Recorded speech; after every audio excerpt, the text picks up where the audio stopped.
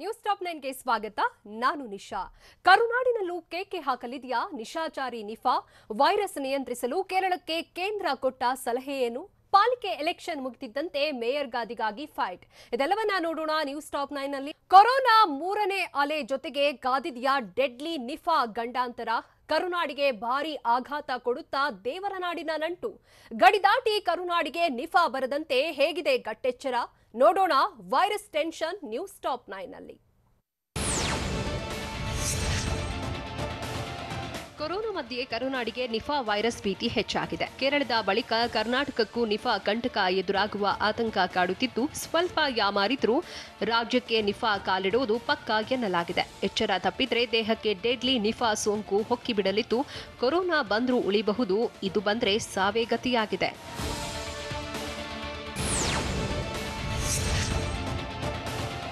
Corona ಮಾರಿ ಮಧ್ಯೆ ರಾಜ್ಯಕ್ಕೆ ನಿಫಾ ವೈರಸ್ ಭೀತಿ ಕಾಡುತ್ತಿದೆ. ಕೇರಳದಿಂದ ರಾಜ್ಯಕ್ಕೆ ಸಾವಿರಾರು ಜನ ಬರುತ್ತಿದ್ದು, ಕೇರಳದಿಂದ ಬಂದವರಲ್ಲಿ ಹೆಚ್ಚು ಕೊರೋನಾ ಸೋಂಕು ಪತ್ತೆಯಾಗುತ್ತಿದೆ. ಇದೀಗ ಕೇರಳದಲ್ಲಿ ನಿಫಾ ಪತ್ತೆಯಾಗಿದ್ದು, ಕೇರಳ ಪ್ರಯಾಣಿಕರಿಗೆ ಮತ್ತಷ್ಟು ಕಠಿಣ ಕ್ರಮ ಅಗತ್ಯವಾಗಿದೆ. ನಿಫಾ ಸೋಂಕು ಕೊರೋನಾಗಿಂತಲೂ ಹೆಚ್ಚು ತೀವ್ರತೆ ಹೊಂದಿದ್ದು, ತೀವ್ರ ಆತಂಕ ಮೂಡಿಸಿದೆ.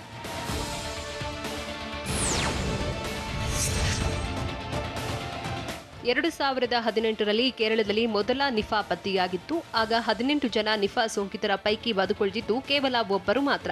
ನಿಫಾ ವೈರಸ್ನಿಂದಾಗಿ 17 ಜನರು ಸಾವಿಗೀಡಾಗಿದ್ರು. ಇದೀಗ ಕೇರಳದಲ್ಲಿ ಮತ್ತೆ ನಿಫಾ ವೈರಸ್ ಅಟ್ಟಹಾಸ ಮೆರೆಯುತ್ತಿದ್ದು, ಹೈ ಅಲರ್ಟ್ ಮಾಡಲಾಗಿದೆ. ಇದೇ ಕಾರಣಕ್ಕೆ ಕರ್ನಾಟಕದಲ್ಲೂ ಮುನ್ನೆಚ್ಚರಿಕಾ ಕ್ರಮ ಕೈಗೊಳ್ಳಲೇಬೇಕಿದೆ.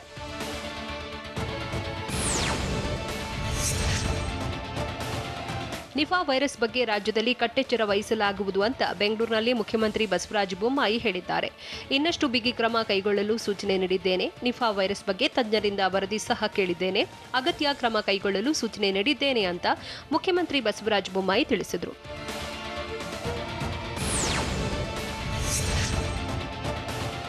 ಕೇರಳದಲ್ಲಿ ನಿಫಾ ವೈರಸ್ ಹಾವಳಿಯಿಂದ ಆತಂಕ ಹೆಚ್ಚಾಗಿದ್ದು, ಗಡಿಯ ದಕ್ಷಿಣ ಕನ್ನಡ ಜಿಲ್ಲೆಯಲ್ಲಿ ನಿಫಾ ಅಲರ್ಟ್ ಘೋಷಣೆ ಮಾಡಲಾಗಿದೆ. ಕೇರಳದಲ್ಲಿ ನಿಫಾ ವೈರಸ್ ಪತ್ತೆಯಾಗಿರುವುದರಿಂದ ಜಿಲ್ಲೆಯಲ್ಲಿ ಕಟ್ಟೆಚ್ಚರ ವಹಿಸಲು ಜಿಲ್ಲಾಡಳಿತ ಸೂಚನೆ ನೀಡಿದೆ. ಶಂಕಿತ ಪ್ರಕರಣ ಕಂಡುಬಂದರೆ ಆರೋಗ್ಯ ಇಲಾಖೆಗೆ ಮಾಹಿತಿ ನೀಡುವಂತೆ ಕಟ್ಟುನಿಟ್ಟಿನ ಸೂಚನೆ ನೀಡಲಾಗಿದೆ.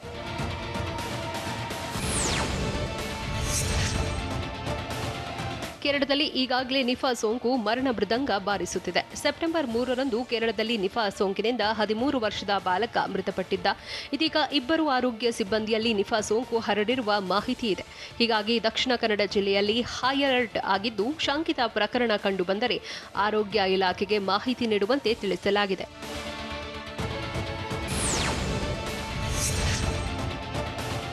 ಕೋವಿಡ್ 2ನೇ ಅಲೆಯಲ್ಲಿ ಬಲಿಯಾದವರ ಡೆತ್ ಆಡಿಟ್ ನಡೆಸಿದ್ದು, ಆಘಾತಕಾರಿ ಮಾಹಿತಿ ಹೊರಬಿದ್ದಿದೆ.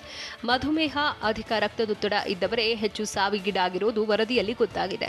ಕೋವಿಡ್ ಸೋಂಕು ಪತ್ತೆಯಾದ ಮಧುಮೇಹ ರೋಗಿಗಳು, ಅಧಿಕ ರಕ್ತದೊತ್ತಡ ಇದ್ದ ರೋಗಿಗಳು ಆಸ್ಪತ್ರೆಗೆ ದಾಖಲಿಸಿದ 30-40 ಗಂಟೆಗಳಲ್ಲಿಯೇ ಮೃತಪಟ್ಟಿದ್ದಾರೆ. ಬಿಬಿಎಂಪಿ ಡೆತ್ ಆಡಿಟ್ ವರದಿಯಲ್ಲಿ ಮಾಹಿತಿ ಬಯಲಾಗಿದೆ.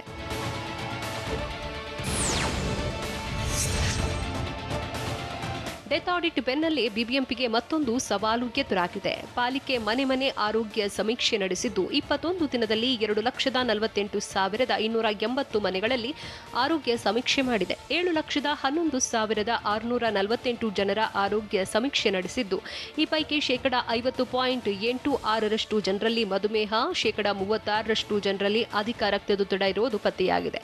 ಕೋವಿಡ್ 2ನೇ ಅಲೆಯಲ್ಲಿ ಮಧುಮೇಹ, ಅಧಿಕ ರಕ್ತದೊತ್ತಡ ಸಮಸ್ಯೆ ಇರುವ ರೋಗಿಗಳೇ ಹೆಚ್ಚು ಮೃತಪಟ್ಟಿದ್ದಾರೆ.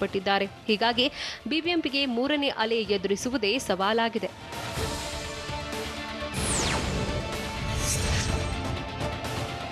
ಬಿಬಿಎಂಪಿ ಸಮೀಕ್ಷೆ ವೇಳೆ ಮತ್ತೊಂದು ಶಾಕಿಂಗ್ ವಿಚಾರ ಪತ್ತೆಯಾಗಿದ್ದು, 22,000ಕ್ಕೂ ಹೆಚ್ಚು ಜನರಿಗೆ ತಮ್ಮಲ್ಲಿ ಕೊರೋನಾ ಇದೆ ಅನ್ನೋ ವಿಚಾರವೇ ಗೊತ್ತಿರಲಿಲ್ವಂತೆ. ಪಾಲಿಕೆ ವೈದ್ಯರು ನಿಮ್ಮ ಮನೆ ಬಾಗಿಲಿಗೆ ಎಂಬ ಯೋಜನೆಯಡಿ 21 ದಿನದಲ್ಲಿ 7,11,648 ಜನರ ಆರೋಗ್ಯ ಪರೀಕ್ಷೆ ಮಾಡಲಾಗಿದೆ. ಈ ವೇಳೆ 22,362 ಜನರಲ್ಲಿ ಕೊರೋನಾ ಸೋಂಕು ಪತ್ತೆಯಾಗಿದೆ. ಬಿಬಿಎಂಪಿ ವೈದ್ಯರು ಮನೆ ಮನೆಗೂ ಹೋಗಿ ತಪಾಸಣೆ ಮಾಡಿದಾಗಲೇ ಸೋಂಕು ದೃಢಪಟ್ಟಿದೆ. ಕಲಬುರಗಿ ಪಾಲಿಕೆಯಲ್ಲಿ ದಳಪತಿಗಳೇ ಕಿಂಗ್ ಮೇಕರ್. ಜೆಡಿಎಸ್ ಜೊತೆ ಸೇರಿ ಪಟ್ಟಕ್ಕೇರಲು ಮುಂದಾಯ್ತಾ ಕಾಂಗ್ರೆಸ್? ಕೊನೆ ಕ್ಷಣದಲ್ಲಿ ಕಾಂಗ್ರೆಸ್ ರಣತಂತ್ರಕ್ಕೆ ಬಿಜೆಪಿ ತಿರುಮಂತ್ರ. ಇವೆಲ್ಲವನ್ನ ನೋಡೋಣ ಪಾಲಿಕೆ ಫೈಟ್ ನ್ಯೂಸ್ ಟಾಪ್ 9 ನಲ್ಲಿ. ಕಲಬುರಗಿ ಮಹಾನಗರ ಪಾಲಿಕೆಯಲ್ಲಿ ಅತಂತ್ರ ಫಲಿತಾಂಶ ಬಂದಿದ್ದು ಕಾಂಗ್ರೆಸ್ ದೊಡ್ಡ ಪಕ್ಷವಾಗಿ ಹೊರಹೊಮ್ಮಿದೆ. ಆದರೆ ಯಾರಿಗೂ ಸ್ಪಷ್ಟ ಬಹುಮತ ಮಾತ್ರ ಸಿಕ್ಕಿಲ್ಲ. ಹೀಗಾಗಿ ಅಧಿಕಾರದ ಚುಕ್ಕಾಣಿ ಹಿಡಿಯುವುದಕ್ಕೆ ಕಾಂಗ್ರೆಸ್ ರಣತಂತ್ರ ರೂಪಿಸ್ತಾ ಇದ್ದು ಜೆಡಿಎಸ್ ಜೊತೆ ಕಾಂಗ್ರೆಸ್ ನಾಯಕ ಮಲ್ಲಿಕಾರ್ಜುನ್ ಖರ್ಗೆ ಮಾತುಕತೆ ನಡೆಸುವ ಸಾಧ್ಯತೆ ಇದೆ. ಮತ್ತೊಂದೆಡೆ ಮೇಯರ್ ಗದ್ದುಗೆಗೆ ಇರುವುದಕ್ಕೆ ಬಿಜೆಪಿ ಕೂಡ ಮಾಸ್ಟರ್ ಪ್ಲಾನ್ ಮಾಡ್ತಾ ಇದೆ. ಹೀಗಾಗಿ ಜೆಡಿಎಸ್ ನಿಲುವೇನು ಅನ್ನೋದು ಕುತೂಹಲ ಮೂಡಿಸಿದೆ.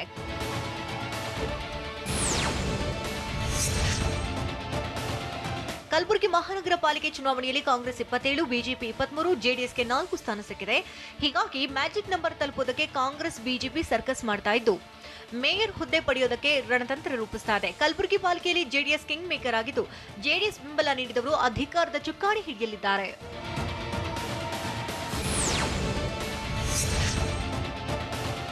ಕಲಬುರಗಿ ಮಹಾನಗರ ಪಾಲಿಕೆಯಲ್ಲಿ ಜೆಡಿಎಸ್ ಜೊತೆ ಸೇರಿ ಅಧಿಕಾರ ಹಿಡಿಯುವುದಕ್ಕೆ ಬಿಜೆಪಿ ಪ್ಲಾನ್ ಮಾಡ್ತಾ ಇದೆ. ಮಾಜಿ ಮುಖ್ಯಮಂತ್ರಿ ಎಚ್.ಡಿ. ಕುಮಾರಸ್ವಾಮಿ ಜೊತೆ ಸಚಿವ ಆರ್. ಅಶೋಕ್ ಚರ್ಚೆ ನಡೆಸುವ ಸಾಧ್ಯತೆ ಇದೆ. ಇಬ್ಬರ ಭೇಟಿ ಕುತೂಹಲ ಮೂಡಿಸಿದೆ.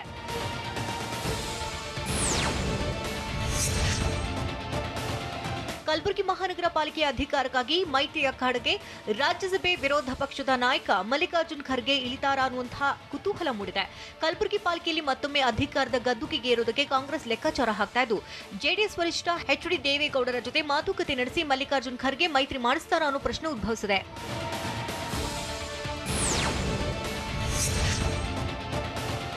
ಮಾಜಿ ಮುಖ್ಯಮಂತ್ರಿ ಎಚ್.ಡಿ. ಕುಮಾರಸ್ವಾಮಿ ಜೊತೆ ಮಾತುಕತೆ ನಡೆಸಿ ಮೈತ್ರಿ ಕುದುರಿಸುವುದಕ್ಕೆ ಕಾಂಗ್ರೆಸ್ ನಾಯಕರು ತಂತ್ರ ರೂಪಿಸಿದ್ದಾರೆ.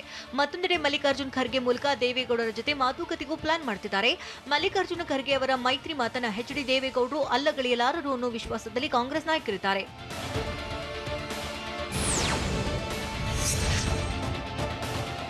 ಬೆಳಗಾವಿ ಪಾಲಿಕೆ ಎಲೆಕ್ಷನ್ನಲ್ಲಿ ಎಂಇಎಸ್ಗೆ ಹೀನಾಯ ಸೋಲಾಗಿದೆ. ಇದರ ಬೆನ್ನಲ್ಲೇ ಎಂಇಎಸ್ ಹೊಸ ಖ್ಯಾತೆ ಶುರು ಮಾಡಿದೆ.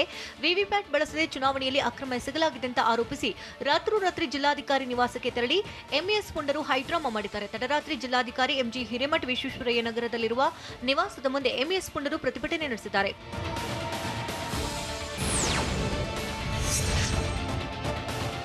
ಬೆಳಗಾವಿ ಮಹಾನಗರ ಪಾಲಿಕೆಯ ಚುನಾವಣಾ ಪ್ರಕ್ರಿಯೆ ಎಲ್ಲವೂ ಕಾನೂನು ಬಾಹಿರವಾಗಿದೆ ಅಂತ ಎಂಇಎಸ್ ಕಿರಿಕ್ ಮಾಡಿದ್ದು ಮರು ಚುನಾವಣೆ ನಡೆಸುವಂತೆ ಒತ್ತಾಯಿಸಿದೆ. ಚುನಾವಣೆಯಲ್ಲಿ ವಿವಿಪ್ಯಾಟ್ ಬಳಸಿದ ಬಗ್ಗೆ ಕೆಲ ಅಭ್ಯರ್ಥಿಗಳು ಆಗಸ್ಟ್ 31ರಂದೇ ತಕರಾರು ಅರ್ಜಿ ಸಲ್ಲಿಸಿದ್ರು. ಇದನ್ನು ಗಮನಕ್ಕೆ ತೆಗೆದುಕೊಳ್ಳದೆ ಚುನಾವಣೆ ನಡೆಸಿದೆ ಅಂತ ಆರೋಪ ಮಾಡಲಾಗಿದೆ.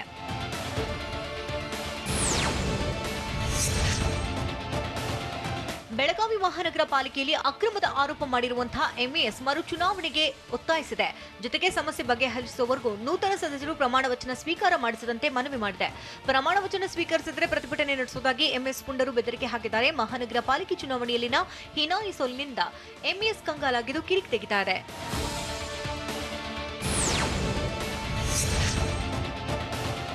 ಪಾಲಿಕೆ ಚುನಾವಣೆ ಫಲಿತಾಂಶದ ನಂತರ ಹುಬ್ಬಳ್ಳಿಯಲ್ಲಿ ಗಲಾಟೆಯಾಗಿದ್ದು ಕುಟುಂಬವೊಂದರ ಮೇಲೆ ಹಲ್ಲೆ ಮಾಡಿರುವ ಆರೋಪ ಕೂಡ ಕೇಳಿಬಂದಿದೆ. ನಗರದ ಕರ್ಕೆ ಬಸವೇಶ್ವರ ನಗರದಲ್ಲಿ ಘಟನೆ ನಡೆದಿದ್ದು ವಿಜಯ್ ಕುಂಟ್ರಾಲ್ ಕುಟುಂಬದ ಮೇಲೆ ಕಾಂಗ್ರೆಸ್ನ ಪರಾಜಿತ ಅಭ್ಯರ್ಥಿ ಶ್ರೀನಿವಾಸ್ ಬೆಳದಡಿ ಮತ್ತು ಬೆಂಬಲಿಗರು ಹಲ್ಲೆ ಮಾಡಿದ್ದಾರೆ ಅಂತ ಆರೋಪ ಮಾಡಲಾಗಿದೆ. ವಾರ್ಡ್ ನಂಬರ್ 69ರಲ್ಲಿ ಕಾಂಗ್ರೆಸ್ನಿಂದ ಕಮಲಾ ಶ್ರೀನಿವಾಸ್ ಬೆಳದಡಿ ಮತ್ತು ಎಐಎಂಐಎಂನಿಂದ ಗೊಂಟ್ರಾಳ್ ಪ್ರತಿಸ್ಪರ್ಧಿಸಿದ್ರು. ಆದರೆ ವಾರ್ಡ್ನಲ್ಲಿ ಪಕ್ಷೇತರ ಅಭ್ಯರ್ಥಿ ಗೆಲುವು ಸಾಧಿಸಿದ್ದು ತಮ್ಮ ಸೋಲಿಗೆ ಗೊಂಟ್ರಾಳ್ ಕುಟುಂಬವೇ ಕಾರಣ ಅಂತ ಹಲ್ಲೆ ಮಾಡಿದ್ದಾರಂತೆ. ಮನೆ ಮುಂದಿನ ಆಟೋ ಬೈಕ್ ಕೂಡ ಜಖಮಾಗಿದೆ. ಪಾಲಿಕೆ ಎಲೆಕ್ಷನ್ ಮುಗಿತಿದ್ದಂತೆ ಮೇಯರ್ ಗಾದಿಗಾಗಿ ಫೈಟ್. ಮೇಯರ್ ಸ್ಥಾನಕ್ಕೆ ಘಟಾನುಘಟಿಗಳ ಬೆಂಬಲಿಗರ ಪೈಪೋಟಿ. ಕಲಬುರಗಿ ಪಾಲಿಕೆಯಲ್ಲಿ ಜೆಡಿಎಸ್ ಜೊತೆ ಬಿಜೆಪಿ ಮೈತ್ರಿ ಫಿಕ್ಸಾ? ನೋಡೋಣ ಪಟ್ಟಕ್ಕಾಗಿ ಪೈಪೋಟಿ ನ್ಯೂಸ್ ಟಾಪ್ 9ನಲ್ಲಿ.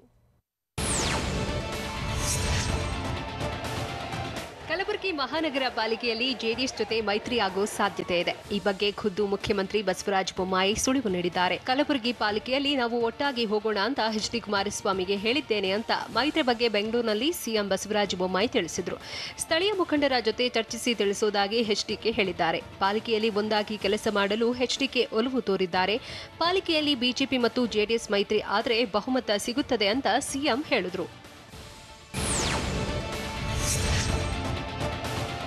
ಹುಬ್ಬಳ್ಳಿ ಧಾರವಾಡ ಪಾಲಿಕೆ ಫಲಿತಾಂಶದ ಬಗ್ಗೆ ಬಿಜೆಪಿ ಹೈಕಮಾಂಡ್ಗೆ ಮಾಹಿತಿ ನೀಡಲಾಗಿದೆ. ದೆಹಲಿಯಲ್ಲಿ ರಾಜ್ಯ ಬಿಜೆಪಿ ಉಸ್ತುವಾರಿ ಅರುಣ್ ಸಿಂಗ್ರನ್ನ ಮಾಜಿ ಮುಖ್ಯಮಂತ್ರಿ ಜಗದೀಶ್ ಶೆಟ್ಟರ್ ಭೇಟಿಯಾಗಿದ್ರು. ಜಗದೀಶ್ ಶೆಟ್ಟರ್ಗೆ ಸಚಿವ ಶಂಕರ ಪಾಟೀಲ ಮುನೇನಕೊಪ್ಪ ಸಾಥ್ ಕೊಟ್ಟರು. ಬಳಿಕ ಮಾತಾಡಿದ ಶೆಟ್ಟರ್, ಹುಬ್ಬಳ್ಳಿ ಧಾರವಾಡ ಪಾಲಿಕೆ ಫಲಿತಾಂಶದ ಬಗ್ಗೆ ಅರುಣ್ ಸಿಂಗ್ಗೆ ಮಾಹಿತಿ ನೀಡಿದ್ದೇನೆ. ಮೇಯರ್ ಉಪಮೇಯರ್ ನಮ್ಮವರೇ ಆಗುತ್ತಾರೆ ಎಂದು ತಿಳಿಸಿದರು.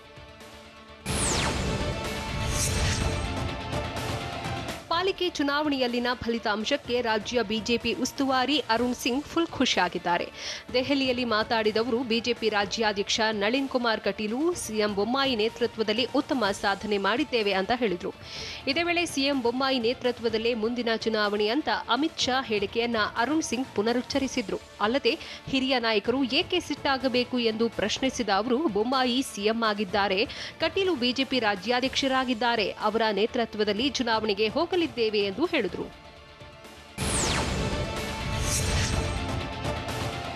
ಕಲಬುರಗಿ ಮಹಾನಗರ ಪಾಲಿಕೆಯಲ್ಲಿ ಜೆಡಿಎಸ್ ಕಿಂಗ್ ಮೇಕರ್ ಆಗಿದೆ. ಈ ಬಗ್ಗೆ ಮಾತಾಡಿದ ಜೆಡಿಎಸ್ ಜಿಲ್ಲಾಧ್ಯಕ್ಷ ಕೇದಾರಲಿಂಗಯ್ಯ ಹಿರೇಮಠ, ಕಾಂಗ್ರೆಸ್ ಬಿಜೆಪಿ ನಾಯಕರು ನಮ್ಮ ಸಂಪರ್ಕದಲ್ಲಿದ್ದಾರೆ ಅಂತ ಹೇಳಿದ್ರು. ಅಲ್ಲದೆ ಮಾಜಿ ಮುಖ್ಯಮಂತ್ರಿ ಕುಮಾರಸ್ವಾಮಿ ಮತ್ತು ಮಾಜಿ ಪ್ರಧಾನಿ ದೇವೇಗೌಡರ ನಿರ್ಧಾರವೇ ಅಂತಿಮ ಎಂದು ಸ್ಪಷ್ಟಪಡಿಸಿದರು. ಕಲಬುರಗಿ ಮಹಾನಗರ ಪಾಲಿಕೆಯಲ್ಲಿ ಕಾಂಗ್ರೆಸ್ ದೊಡ್ಡ ಪಕ್ಷವಾದರೂ ಜೆಡಿಎಸ್ ಬೆಂಬಲ ಅನಿವಾರ್ಯವಾಗಿದೆ. ಜೆಡಿಎಸ್ ಬೆಂಬಲ ಪಡೆದವರಿಗೆ ಅಧಿಕಾರದ ಚುಕ್ಕಾಣಿ ಸಿಗಲಿದೆ. ಎಚ್ಡಿ ದೇವೇಗೌಡ, ಕುಮಾರಸ್ವಾಮಿ ನಿರ್ಧಾರವೇ ಅಂತಿಮವಾಗಿದ್ದು, ನಮ್ಮ ನಾಯಕರು ಹೇಳಿದ ಪಕ್ಷಕ್ಕೆ ಬೆಂಬಲ ನೀಡುತ್ತೇವೆ ಅಂತ ಕಲಬುರಗಿ ಜೆಡಿಎಸ್ ಜಿಲ್ಲಾಧ್ಯಕ್ಷ ಕೇದಾರಲಿಂಗಯ್ಯ ಹಿರೇಮಠ ಹೇಳಿದ್ದಾರೆ. ಅಲ್ಲದೆ ಜೆಡಿಎಸ್ಗೆ ಉಪಮೇಯರ್ ಸ್ಥಾನ ಸಿಗುವ ನಿರೀಕ್ಷೆ ಇದೆ ಎಂದು ವಿಶ್ವಾಸ ವ್ಯಕ್ತಪಡಿಸಿದ್ದಾರೆ. ಪಾಲಿಕೆ ರಿಸಲ್ಟ್ ಬಳಿಕ ಮೇಯರ್ ಗಾದಿಗಾಗಿ ಫೈಟ್ ಶುರುವಾಗಿದೆ. ಹುಬ್ಬಳ್ಳಿ ಧಾರವಾಡ ಪಾಲಿಕೆಯಲ್ಲಿ ಯಾರಿಗೆ ಮೇಯರ್ ಪಟ್ಟ ಅನ್ನೋದು ಕುತೂಹಲ ಮೂಡಿಸಿದ್ದು, ಪಾಲಿಕೆ ಮೇಯರ್ಗಾಗಿ ಬಿಜೆಪಿಯಲ್ಲಿ ಬಿಗ್ ಫೈಟ್ ನಡೆದಿದೆ. ಹುಬ್ಬಳ್ಳಿ ಧಾರವಾಡ ಮೇಯರ್ ಸ್ಥಾನ 2ಎಗೆ ಮೀಸಲಾಗಿದ್ದು, ಎಸ್ಸಿ ಮಹಿಳೆಗೆ ಉಪಮೇಯರ್ ಸ್ಥಾನ ಮೀಸಲಾಗಿದೆ. ಹೀಗಾಗಿ ಮೇಯರ್ ಗದ್ದುಗೆಗೇರಲು ಭಾರೀ ಕಸರತ್ತು ನಡೆಯುತ್ತಿದೆ. ಹುಬ್ಬಳ್ಳಿ ಧಾರವಾಡ ಮಹಾನಗರ ಪಾಲಿಕೆಯಲ್ಲಿ ಮೇಯರ್ ಸ್ಥಾನಕ್ಕಾಗಿ ಪ್ರಹ್ಲಾದ್ ಜೋಶಿ, ಜಗದೀಶ್ ಶೆಟ್ಟರ್, ಅರವಿಂದ್ ಬೆಲ್ಲದ್ ಬೆಂಬಲಿಗರು ಪೈಪೋಟಿ ನಡೆಸುತ್ತಿದ್ದಾರೆ. ಪ್ರಹ್ಲಾದ್ ಜೋಶಿ ಬೆಂಬಲಿಗ ಈರೇಶ್, ಶೆಟ್ಟರ್ ಬೆಂಬಲಿಗ ತಿಪ್ಪಣ್ಣ, ಬೆಲ್ಲದ್ ಬೆಂಬಲಿಗ ರಾಮಣ್ಣ ಬಡಿಗೇರ್ ಮಧ್ಯೆ ಪೈಪೋಟಿ ಇದೆ. ಮೇಯರ್ ಸ್ಥಾನ ಧಾರವಾಡಕ್ಕೆ ಬಿಟ್ಟುಕೊಟ್ರೆ ಈರೇಶ್ಗೆ ಸಿಗಲಿದ್ದು, ಹುಬ್ಬಳ್ಳಿಗಾದ್ರೆ ತಿಪ್ಪಣ್ಣ ಮಜ್ಜಗಿ ಮೇಯರ್ ಆಗೋ ಸಾಧ್ಯತೆ ಇದೆ. ಹುಬ್ಬಳ್ಳಿ ಧಾರವಾಡ ಪಾಲಿಕೆ ಚುನಾವಣೆಯಲ್ಲಿ ಜೆಡಿಎಸ್ ಹೀನಾಯ ಸೋಲು ಕಂಡಿದೆ. ಹೀಗಾಗಿ ನೈತಿಕ ಹೊಣೆ ಹೊತ್ತು ಜೆಡಿಎಸ್ ರಾಷ್ಟ್ರೀಯ ಪ್ರಧಾನ ಕಾರ್ಯದರ್ಶಿ ಹುದ್ದೆಗೆ ಎನ್ಎಚ್ ಕೋನರೆಡ್ಡಿ ರಾಜೀನಾಮೆ ನೀಡಿದ್ದಾರೆ. ತಮ್ಮ ರಾಜೀನಾಮೆಯನ್ನ ಎಚ್ಡಿ ದೇವೇಗೌಡರಿಗೆ ಎನ್ಎಚ್ ಕೋನರೆಡ್ಡಿ ಸಲ್ಲಿಸಿದ್ದಾರೆ.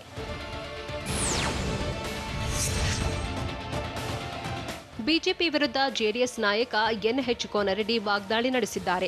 ಬಿಜೆಪಿ ಆಡಳಿತ ಯಂತ್ರ ದುರುಪಯೋಗ ಮಾಡಿ ಚುನಾವಣೆ ಗೆದ್ದಿದೆ, ನ್ಯಾಯಾಲಯದ ಮಾನಿಟರಿಂಗ್ ಚುನಾವಣೆ ನಡೆಯಬೇಕು ಎಂದು ಕೋನರೆಡ್ಡಿ ಒತ್ತಾಯಿಸಿದರು. ಚುನಾವಣಾ ಆಯೋಗ ಕೂಡ ಸರ್ಕಾರದ ಅಧೀನದಲ್ಲಿ ನಡೆಯುತ್ತಿದೆ. ಹೀಗಾದ್ರೆ ಪ್ರಜಾಪ್ರಭುತ್ವಕ್ಕೆ ಧಕ್ಕೆ ಬರುತ್ತದೆ. ಪಾಲಿಕೆ ಚುನಾವಣೆಯಲ್ಲಿ ಜೆಡಿಎಸ್ ಕನಿಷ್ಠ 10 ಸ್ಥಾನ ಗೆಲ್ಲೋ ವಿಶ್ವಾಸವಿತ್ತು. ಆದರೆ ಕೇವಲ ಒಬ್ಬ ಅಭ್ಯರ್ಥಿ ಗೆದ್ದಿದ್ದಾರೆ ಅಂತ ಕೋನರೆಡ್ಡಿ ಹೇಳಿದರು. ಐಸಿಸಿ ಟಿ20 ವಿಶ್ವಕಪ್ಗೆ ಇಂದು ಭಾರತ ತಂಡ ಪ್ರಕಟವಾಗುತ್ತಾ? ಕಿಮ್ ಶರ್ಮಾ ಜೊತೆಗಿನ ಡೇಟಿಂಗ್ ಬಗ್ಗೆ ಲಿಯಾಂಡರ್ ಪೇಸ್ ಹೇಳಿದ್ದೇನು? ಹಳ್ಳಿಗಳಲ್ಲಿ ಪವರ್ ಸ್ಟಾರ್ ಪುನೀತ್ ಸುತ್ತಾಟ ಹೇಗಿತ್ತು? ನೋಡೋಣ ಎಂಟರ್ಟೈನ್ಮೆಂಟ್ ನ್ಯೂಸ್ ಟಾಪ್ 9 ನಲ್ಲಿ. ಇಂಗ್ಲೆಂಡ್ ವಿರುದ್ಧದ 4ನೇ ಟೆಸ್ಟ್ ಪಂದ್ಯದಲ್ಲಿ ಟೀಂ ಇಂಡಿಯಾ 157 ರನ್ಗಳ ಭರ್ಜರಿ ಗೆಲುವು ದಾಖಲಿಸಿದೆ. 5ನೇ ದಿನದಾಟ ಆರಂಭಿಸಿದ ರೋರಿ ಬರ್ನ್ಸ್ 50 ರನ್ ಗಳಿಸಿದ್ದಾಗ ಶಾರ್ದುಲ್ ಠಾಕೂರ್ಗೆ ವಿಕೆಟ್ ಒಪ್ಪಿಸಿದ್ರು. ಇನ್ನು ಹಸೀಬ್ ಹಮೀದ್ 63 ರನ್ಗೆ ಔಟ್ ಆದ್ರು. ಡೇವಿಡ್ ಮಲನ್ ಆಟ ಕೇವಲ 5 ರನ್ಗೆ ಅಂತ್ಯವಾಯಿತು. ಇನ್ನು ಓಲಿ ಪೋಪ್ ಹಾಗೂ ಜಾನಿ ಬೆರ್ಸ್ಟೋಗೆ ಜಸ್ಪ್ರೀತ್ ಬುಮ್ರಾ ಪೆವಿಲಿಯನ್ ಹಾದಿ ತೋರಿಸಿದ್ರು. ಇದರೊಂದಿಗೆ ಭಾರತದ ಬಿಗಿ ಅಟ್ಯಾಕ್ಗೆ ಮಂಕಾದಂತಹ ಇಂಗ್ಲೆಂಡ್ಗೆ 210 ರನ್ಗಳಿಗೆ ಆಲ್ಔಟ್ ಆಯಿತು.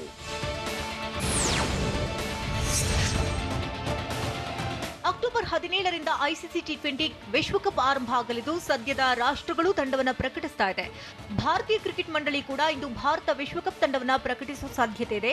ಆಯ್ಕೆ ಮಂಡಳಿ ಮುಖ್ಯಸ್ಥ ಚೇತನ್ ಶರ್ಮಾ ನೇತೃತ್ವದಲ್ಲಿ ತಂಡವನ್ನು ಪ್ರಕಟಿಸಲಿದ್ದು, ಕನ್ನಡಿಗ ಕೆಎಲ್ ರಾಹುಲ್ಗೆ ಸ್ಥಾನ ಸಿಗುವುದು ಬಹುತೇಕ ಖಚಿತವಾಗಿದೆ.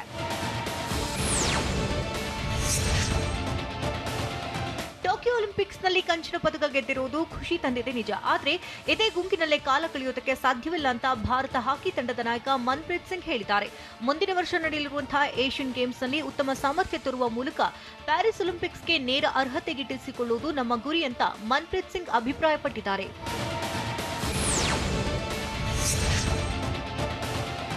ಭಾರತದ ಟೆನ್ನಿಸ್ ಪಟು ಲಿಯಾಂಡರ್ ಪೇಸ್ ಬಾಲಿವುಡ್ ನಟಿ ಕಿಮ್ ಶರ್ಮಾ ಜೊತೆ ಡೇಟಿಂಗ್ ಮಾಡ್ತಾ ಇರೋದನ್ನು ಒಪ್ಪಿಕೊಂಡಿದ್ದಾರೆ. ಇತ್ತೀಚೆಗೆ ಇಬ್ಬರು ಜೊತೆಯಾಗಿರುವಂತಹ ಫೋಟೋವೊಂದು ಸಾಮಾಜಿಕ ಜಾಲತಾಣದಲ್ಲಿ ಹರಿದಾಡಿದ್ದು ಇದೀಗ ಸ್ವತಃ ಫೇಸ್ ತಮ್ಮಿಬ್ಬರ ನಡುವಿನ ಸಂಬಂಧವನ್ನ ಅಧಿಕೃತವಾಗಿ ಒಪ್ಪಿಕೊಂಡಿದ್ದಾರೆ. 48 ವರ್ಷದ ಫೇಸ್ ಈ ಹಿಂದೆ ರಿಯಾ ಪಿಳ್ಳೈ ಜೊತೆ ಮದುವೆಯಾಗಿ ವಿಚ್ಛೇದನ ಪಡೆದಿದ್ರು.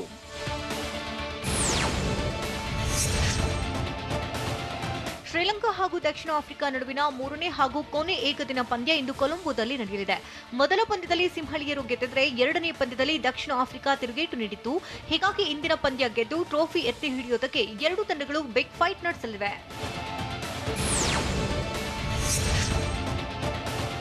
ನಟ ಪವರ್ ಸ್ಟಾರ್ ಪುನೀತ್ ರಾಜ್ಕುಮಾರ್ ಇತ್ತೀಚೆಗೆ ಹಳ್ಳಿಗಳಿಗೆ ಭೇಟಿ ನೀಡಿದ್ದಾರೆ. ಹಳ್ಳಿ ಜನರ ಜೊತೆ ಬೆರೆತು ಅವರ ಆತಿಥ್ಯವನ್ನ ಸ್ವೀಕರಿಸಿದ್ದಾರೆ. ಪವರ್ ಸ್ಟಾರ್ ಸರಳ ಜೀವಿ. ಹಳ್ಳಿಗಳಲ್ಲಿ ಹಳ್ಳಿಗರೊಂದಿಗೆ ನೆಲದ ಮೇಲೆ ಕುಳಿತು ಊಟ ಮಾಡಿದ್ದಾರೆ. ಈ ಫೋಟೋ ಸಾಮಾಜಿಕ ಜಾಲತಾಣದಲ್ಲಿ ವೈರಲ್ ಆಗಿದೆ. ಗಂಗಾವತಿ, ಸಕ್ರೆಬೈಲು ಪ್ರದೇಶಗಳಲ್ಲಿ ಅಪ್ಪು ಸುತ್ತಾಡಿದ್ದಾರೆ.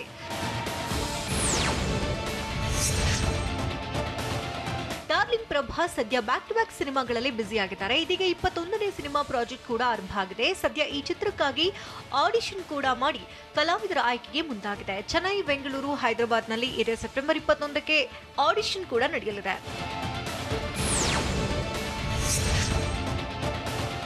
ನಟಿ ಕಂಗನಾ ಸದ್ಯ ದಿವಂಗತ ಮಾಜಿ ಸಿಎಂ ಜಯಲಲಿತಾರ ಬಯೋಪಿಕ್ ನಲ್ಲಿ ಕಾಣಿಸಿಕೊಂಡಿದ್ದಾರೆ. ಸದ್ಯ ಟ್ರೈಲರ್ ವೈರಲ್ ಆಗಿದ್ದು ಸಿನಿಮಾ ಸೆಪ್ಟೆಂಬರ್ 10ಕ್ಕೆ ರಿಲೀಸ್ ಆಗ್ತಾ ಇದೆ. ಈ ಚಿತ್ರದ ಪ್ರೀ ರಿಲೀಸ್ ಕಾರ್ಯಕ್ರಮದಲ್ಲಿ ಕಥೆಗಾರ ವಿಜಯೇಂದ್ರ ಪ್ರಸಾದ್ ಕಂಗನಾ ಬಗ್ಗೆ ಮಾತನಾಡಿ, ಈಕೆಗೆ ಒಳ್ಳೆಯ ಭವಿಷ್ಯ ಇದೆ, ಮುಂದೊಂದು ದಿನ ದೊಡ್ಡ ಕುರ್ಚಿಯ ಮೇಲೆ ಕೂರ್ತಾರೆ ಎಂದಿದ್ದಾರೆ. ಇದು ಇವತ್ತಿನ ನ್ಯೂಸ್ ಟಾಪ್ 9. ನಿರಂತರ ಸುದ್ದಿಗಾಗಿ ನೋಡ್ತಾ ಇರಿ TV9.